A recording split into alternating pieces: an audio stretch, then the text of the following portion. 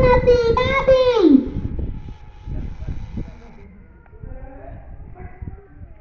दास की परोसन सैली मुर्शिदा, बहु आफरीन, मैं रिकॉर्डिंग बना वीडियो लो। बहू की परोसन सहेली मनतसा। आप लोगों से गुजारिश है कि आप इस मुकालमों को गौर से देखें और इस गुनाह से बचने की कोशिश करें, इंशाअल्लाह।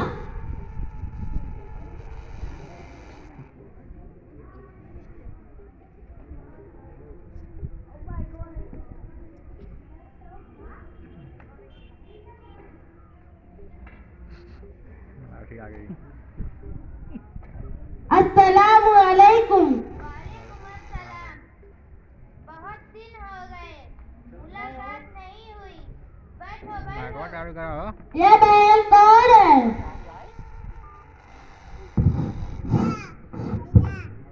मेरी मेहमान बहन है, एक टंगी से आई है और दीन के बारे में बहुत अच्छी मालूमात रखती है। अरे मैंने तो बातों बातों में खैरियत ही पूछना भूल गई। खैरियत से है? कहाँ की खैरियत? जी रही हूँ जैसे तैसे, वक्त पूरा करके दुनिया से जाना है। अरे आपा जान, अल्लाह ने आपको क्या कम किया है? शादो आबाद कर दिया है और बेटे की भी अच्छी नौकरी है और चांद जैसी खिदमत गुजार बहू है। और क्या चाहिए? खामोश रहा, मेरा मुंह न खुलवाओ। कैसा बेटा, कैसी बहू? उनको बूढ़े लोगों की जरूरत का एहसास ही नहीं कि किस हाल में है, तबीयत कैसी है, क्या ख्याल है, किसी को फिक्र नहीं।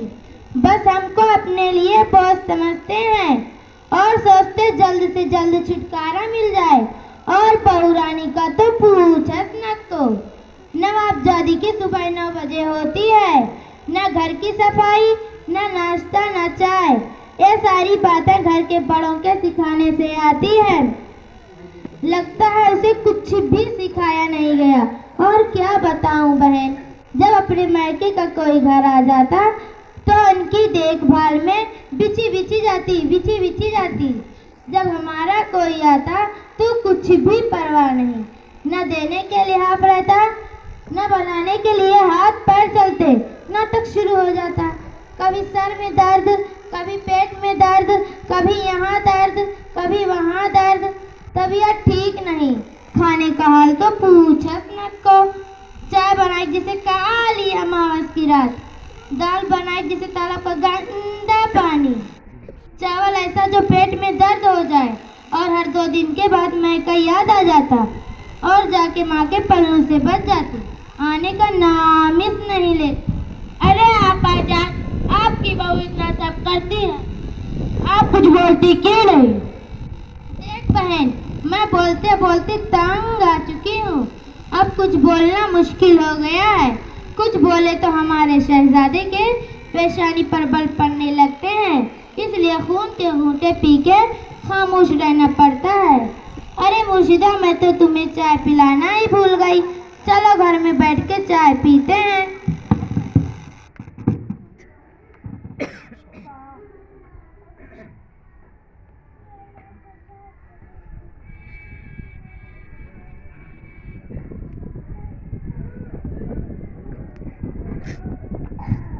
यह थी सास और सास की परोसन सहेली, दिल खोल कर अपनी बहुओं की ग़ीबत कर रही थी। अल्लाह माफ फरमाए, कितनी बुरी हालत है। अब देखते हैं बहुओं को वह अपने सासू की कैसी तारीफ करती है।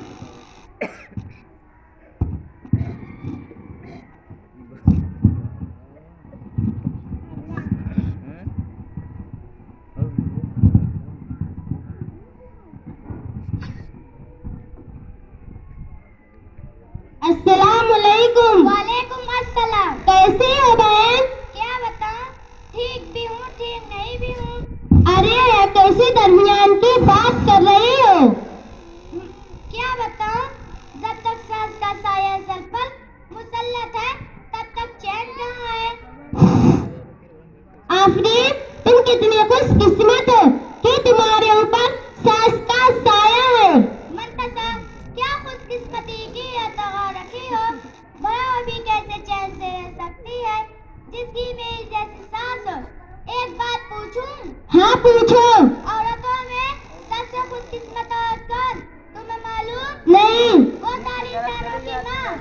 वो सारी इंसानों की माँ हज़रत हव्वा अलैहिस्सलाम है। ओ क्यों? क्योंकि उनकी कोई सासू नंद नहीं थी। तो अपने सास से इतना परेशान क्यों हो? वो सास नहीं परेशानियों का घर है। वो सास नहीं परेशानियों का घर है। जब देखो नाक चढ़ाए मुसल्लत रहती है। मैं खाना खाऊं तो परेशानी, मैं उठूं तो परेशानी, मैं बैठूं तो परेशानी, कुछ बोलूं तो गुस्सा, मैं कुछ और बोलूं तो मगूर। मेरे सब काम पे नुक्ताचीनी, हिम्मत अफजाई के बोल भूल कर भी ना सुनो। अब तुम बताओ मैं और इसका क्या नाम दूं? मेरा चलता है, अब तुम बताओ। क्या बताऊं? मुझे तो जर्रा बराबर भी तो चैन नहीं। मेरी तलाक शुदानंद है। दिन रात मेरे सर पका रखा है। मैं नौकर बन गई हूँ। उसकी भी खिदमत करो और उसके बच्चों की भी। और नखरे अलग, ए अच्छा नहीं, ओ अच्छा नहीं। हम अब ताने सुनने को मिलते हैं। डबल डबल खाना बनाना पड़ता है। अभी मैं नाश्ता बनाने में लगी हूँ। अभी मेरा खत्म नहीं हुआ। ननद और उसके बच्चे सारा बना बनाया खाना साफ कर चुके होते हैं। अगर मुझे खाना हो तो फिर से बनाना पड़ता है। या बचा कुचा मेरे हिस्से में है तो मैं तो सोचती ये मुसीबत मेरे सर से कट जाएगी। अरे आफरीन ये कौन है? मैं तो पूछना ही भूल गई। ये सौफ्ता आंटी है। एक दंगे से आई है। 2-3 दिन के लिए आ रुकी है। दिन के बारे में अच्छी मालूमात रखते हैं। अरे शगुफ्ता भी यहीं बैठी हो? हाँ आओ। आइए सासू माँ बैठिए। माफ करना आंटी, हमने ध्यान नहीं दिया। कोई बात नहीं, सुबह से घर में हूँ। एक बात देख रही हूँ, हमारी जबानों पर दूसरों के शिकवा शिकायत, दूसरों की ग़ीबत बहुत ज्यादा हो गई है। जबान के गुनाह तो हम कसरत से कर रहे हैं। अल्लाह हमें माफ फरमाए। हम औरतों की बहुत बुरी आदत हो गई है। जहाँ 2-4 जमा हो गई, दूसरों का तज़किरा, दूसरों की चुगली हमारी तबीयत का हिस्सा बन गया है। सिर्फ वक्त गुजारने के लिए हम ग़ीबत करना शुरू कर देते हैं और उसके नुकसान का जरा भी अंदाजा नहीं। सुबह मुर्शिदा अपा और उनके पड़ोसन की बातों पर मैंने गौर किया और अब तुम लोगों की बातों पर भी मैं गौर कर रही थी। ये सारी बातें ग़ीबत है। ग़ीबत क्यों हो गई? हम तो जो सच्चा हो कह रहे थे, कुछ गलत तो नहीं कहा? हाँ। अरे मेरी बहनों सुनो तो सही। ग़ीबत कहते हैं उसी को जिसकी तुम ग़ीबत कर रही हो। उसके पीठ पीछे बुराई बयान करना। अगर तुम ऐसी बात कह रही हो जो उसमें नहीं तो बुहतान है। दोनों सूरतों में गुनाह लाजिम है। ग़ीबत और बुहतान बहुत बड़े गुनाह हैं। ग़ीबत के बारे में कुरान मजीद में कहा गया है, अऊज़ु बिल्लाहि मिनश शैतानिर रजीम, बिस्मिल्लाहिर रहमानिर रहीम, वला यग़्तब बअज़ुकुम बअज़ा, अयहिब्बु अहदुकुम अन याकुल लहमा अख़ीहि मैतन फ़क़रितमूहु वत्तक़ुल्लाह।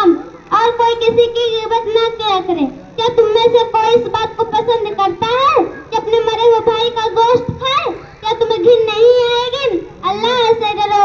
रसूलुल्लाह सल्लल्लाहु अलैहि वसल्लम ने फरमाया, लोगों को नाक के बल या मुंह के बल ज़बान ही गिराएगी। ये गुनाह देखने में मामूली नजर आता है पर उसमें लज्जत बहुत है। खुदा ना करे अगर किसी को इसकी लत लग गई तो उसकी आखिरत की बर्बादी में कोई शक नहीं। सौफ्ता आंटी, अल्लाह आपको जज़ा खैर दे। आप ये तो आंखों पर लगी पट्टी खोल दी। हमें तो पता भी नहीं था। क्या ये भी एक गुनाह है? अरे मेरी प्यारी बहन, मुझे तुम्हारी गुफ्तगू सुनकर एहसास हुआ कि मैं इतनी बड़ी गलती में मुब्तला थी और इतने बड़े गुनाह को जबान का चटकारा वक्त गुजारी टाइम पास का जरिया समझती थी। मैं वादा करती हूँ आइंदा ऐसे कभी भी किसी के पीठ पीछे बुराई नहीं करूँगी और जबान के सारे गुनाह छोड़ दूंगी। हमारी आखिरत क्यों बर्बाद की? क्योंकि जब हम किसी के पीठ पीछे बुराई करेंगे तो क़यामत के दिन हमारी नेकियां उसको दे दी जाएगी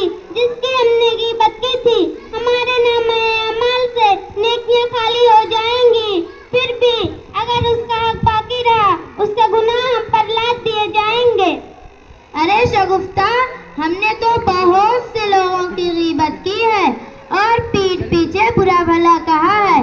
अब हम क्या करें? सबसे पहले अल्लाह से तौबा करो, फिर उससे माफी मांगो जिसकी आपने गीबत की थी। जज़ाकल्लाह खैर शगुफ्ता, तुम्हारा बहुत बहुत शुक्रिया। तुमने हमको इतने बड़े गुनाह से बचाया।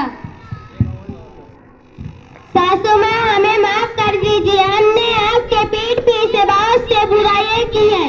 हाँ बेटा, मुझे भी माफ कर दो, हमने आपके पीठ पीछे बहुत बुराई की है। आंटी, हमें माफ कर दीजिए, हमने आपके पीठ पीछे बहुत से बुराइयां की है। हाँ बेटा, मुझे भी माफ कर देना, मैंने भी आपके पीठ पीछे बहुत सी बुराइयां की है। अस्सलाम वालेकुम।